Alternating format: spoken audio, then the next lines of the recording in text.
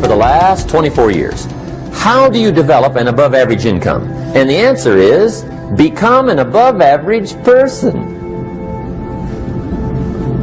Develop an above average handshake.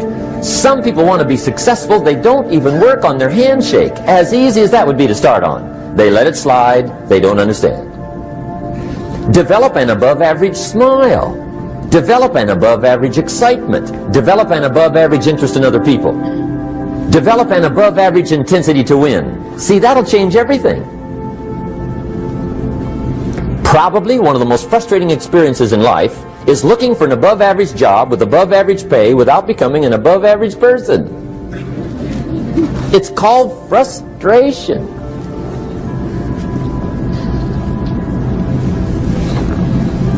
And Mr. Shoaff gave me probably the greatest clue he gave me when I first met him. He said, Jim, if you want to be wealthy and happy the rest of your life, just learn this lesson well.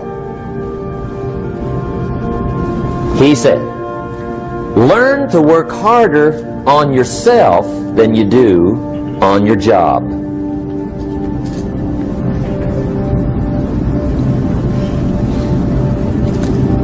Then Mr. Shoaff gave me probably one of the most important clues among so many things he taught me, but this was in those early days. Mr. Shoaff was very kind, but he was also very abrupt. And he had these interesting questions to ask. I'm giving him a little rundown one day on how things hadn't worked out for me.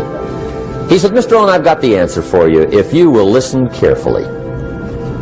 And listen carefully I did that day and for the next 5 years. If somebody's wealthy and happy, you gotta listen. He said, Jim, I've only known you a short time.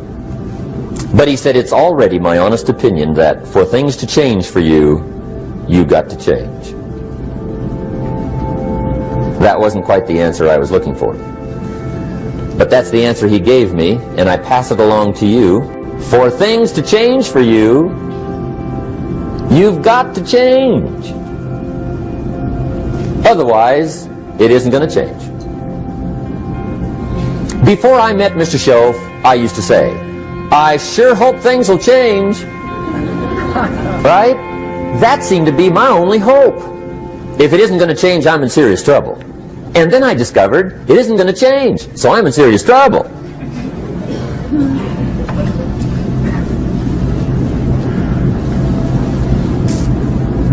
See, I can tell you what the 80s are going to be like. You have dropped into the right place. I did a seminar one time for Standard Oil executives and management in Honolulu. And we're having a conference one day on this big conference table. And one of them said to me, Mr. Rohn, you know some fairly important people halfway around the world. What do you think the 80s are going to be like?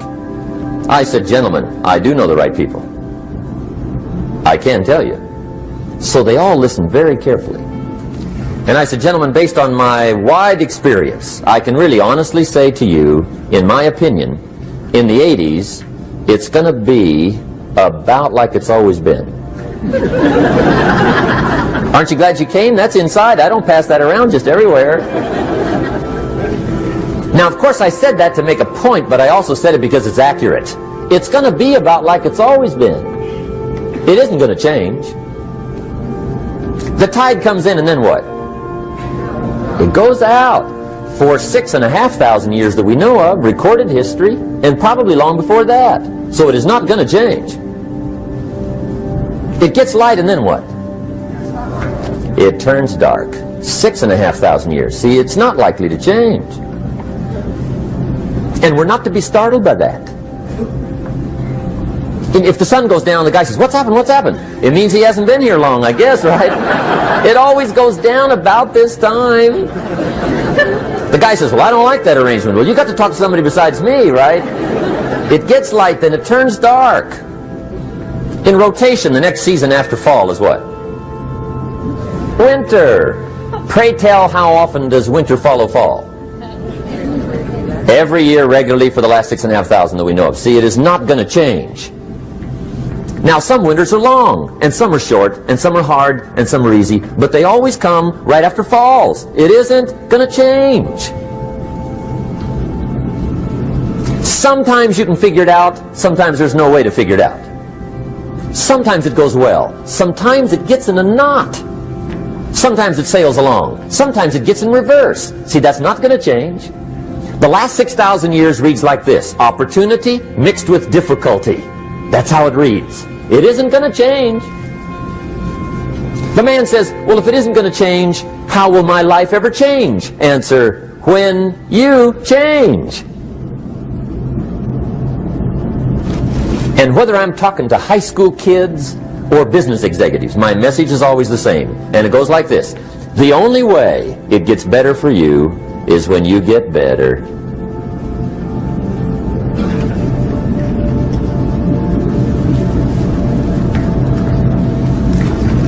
Let me give you the 4 major lessons in life to learn. Here's 4 majors.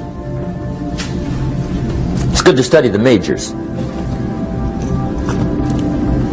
In our weekend seminar we teach, some people don't do well because they major in minor things. You've got to be on the lookout. At the end of every week, end of every month, you've got to check, make sure you're not spending major time on minor things. We go through that whole series. Majors and minors. Now, let me give you 2 phrases before we get to the 4 majors. This will set it up and you'll see where I'm going. 2 key phrases for your notes. Here's the first one. Life and business is like the changing seasons. That's the first phrase. Life and business is like the changing seasons. One of the best ways to describe life, it's like the seasons. Frank Sinatra sings, life is like the seasons. Now here's the second phrase. Very important. You cannot change the seasons, but you can change yourself. You can't change the seasons, but you can change yourself. And see, that's how life gets better for you, not by chance, but by change. Now, here's the 4 major lessons in life to learn. I've got my first book finished, came out a couple of weeks ago. This is in it, the 4 major lessons in life to learn. Here they are. Number 1, learn how to handle the winters. That's lesson 1. They come right after falls, with regularity. Some are long and some are short and some are hard and some are easy, but they keep coming. You must learn to handle the nights. They come right after days. You must learn to handle difficulty. It comes right after opportunity. You must learn to handle recessions. They always follow progressions. For the last 6,000. See, it isn't going to change. The lesson you must learn is how to handle it. And there's all kinds of winters, right? The winter when you can't figure it out. The winter when it all goes smash. The winter when it turns belly up. The winter when it won't work, when you've run out of money and you've got a broken heart. See, those are winter times. There's all kinds. Economic winters, social winters, personal winters. When your heart is smashed in 1,000 pieces and the nights are unusually long, your prayers seem to go no higher than your head. It's wintertime.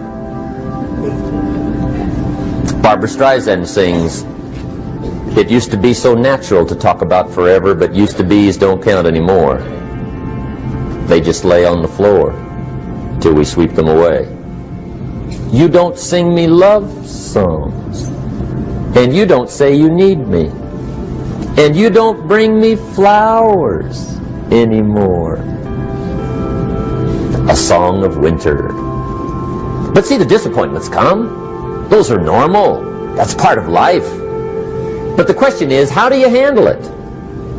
How do you handle the coming winters and the disappointments and the downtimes? Well, you can't get rid of January by tearing it off the calendar. But here's what you can do. You can get stronger, you can get wiser, and you can get better. The winters won't change, but you can. And that's how life changes for you. See, before I understood, when it was winter, I used to wish it was summer. I didn't understand. When it was hard, I used to wish it was easy. I didn't know. And then Mr. Schoaf gave me a part of his very unique philosophy when he said, "Don't wish it was easier, wish you were better." See, that triggered my whole life change. Don't wish for less problems, wish for more skills. Don't wish for less challenge, wish for more wisdom. That's the key. So that's lesson 1, learn how to handle the winters. Here's lesson 2, learn how to take advantage of the spring. That's the second one. Spring is called opportunity. And spring follows winter. What a great place for it. If you were going to put it somewhere, that'd be the place to put it, right after winter. And pray tell, how often does spring follow winter? Every year with regularity, 6,000. You can almost count on it. See, opportunity always comes. Days follow nights. Isn't that terrific? Opportunity follows difficulty. But here's what you must learn to do. Underline these 2 words in that key phrase. Take advantage. Underline those 2. You must learn to take advantage of the spring. See, just because spring rolls around is no sign you're going to look good come fall.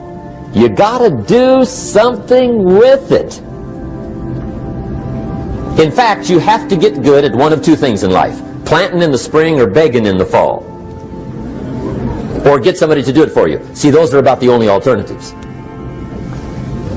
Now here's what else you must do. Take advantage of the springs quickly, because there's only a few. Just a handful of springs have been handed to each of us. They don't come forever. Life is fairly brief. So you got to read every book you can get your hands on what to do with your springs while they're here. And take advantage, they soon run out. The Beatles wrote, "Life is so short." And for John Lennon, it was extra short. But life is brief. Elton John sings, "She lived her life like a candle in the wind." It's brief. So whatever you're going to do with your life, you got to get at it. Don't just let the springs pass. Here's the third major lesson in life to learn. Learn how to protect your crops all summer. You got to take care of what you start. Sure enough, as soon as you've planted your garden in the spring, the busy bugs and the noxious weeds are out to take it. And here's the next bit of truth. They will take it unless you prevent it. And that's the third major skill to learn. You've got to learn to prevent the intruder from taking all the good you start. It's one of the challenges. Here's 2 key phrases under number 3. First one, all good will be attacked. On this planet. Maybe not the next one we get to, but on this one, all good will be attacked. Every garden will be invaded. Not to think so is naive. And here's the second phrase. All values must be defended. Political values, social values, community values, family values, marriage values, friendship values, business values. Every garden must be tended all summer. Third major lesson. Now here's number 4. Fourth major lesson in life to learn. Learn how to reap in the fall without complaint. Learn to reap come harvest time without complaint. Take full responsibility for what happens to you. It's one of the highest forms of human maturity, accepting full responsibility. It's the day you know you've passed from childhood to adulthood, the day you accept full responsibility. And another note, learn to reap in the fall without apology.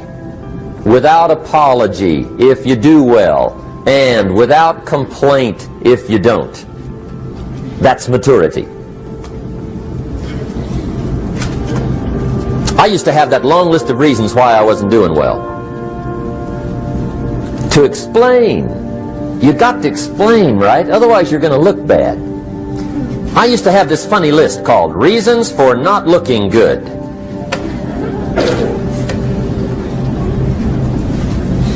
I used to blame the government. I mean, you can believe that or not. It was at the top of my list. I had a lecture second to none. The government. That was on my list. I used to blame taxes. Look what you got left after they take everything. And they expect you to do well. That was on my list there. Prices, that one's easy, right? You walk into the supermarket with $20, come out with a little half bag. So I had that on the list. I used to blame the weather. I blamed the traffic. I used to blame my car. I blamed the manufacturers. I used to blame the company. I blamed company policy. I used to blame the training program. I blame my negative relatives. They were always putting me down. I blame my cynical neighbors. They're just selfish, looking out for themselves. Won't loan you money? They were on my list.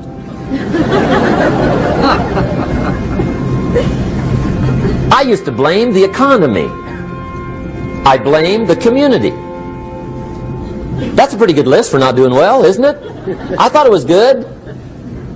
I'll never forget one day, Mr. Schoaf was very kind, but he was also very blunt. And this was no exception. And I'm glad he was blunt. There's a lot of things I'd have missed if he hadn't have been blunt. One day, with sort of a curious look on his face, he said, "Jim, just out of curiosity, tell me, how come you haven't done well up until now?" Excellent question. I thought, well, so I won't look too bad, I'll go through my list. And this list I just gave you, I put that on him. And he was very patient. He let me go through the whole thing, the government, the weather. I went through this whole thing. When I finished, he looked my list over very carefully. He said, "Mr. Rohn, big problem with your list. You ain't on it." How brilliant.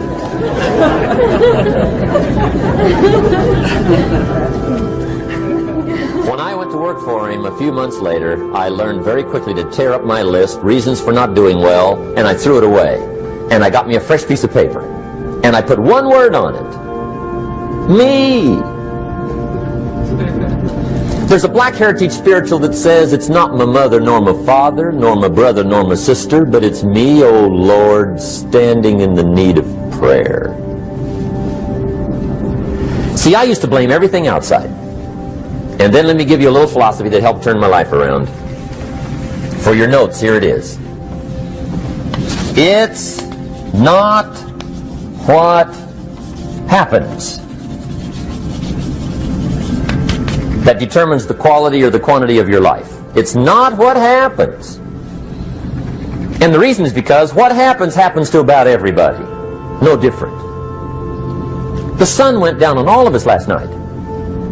A common event, a happening. And I found out that the same things can happen to two different people. One gets rich and one stays poor. Why is that? It's because it's not what happens, but rather it's what you do that changes everything. So that's a key phrase. It's not what happens, it's what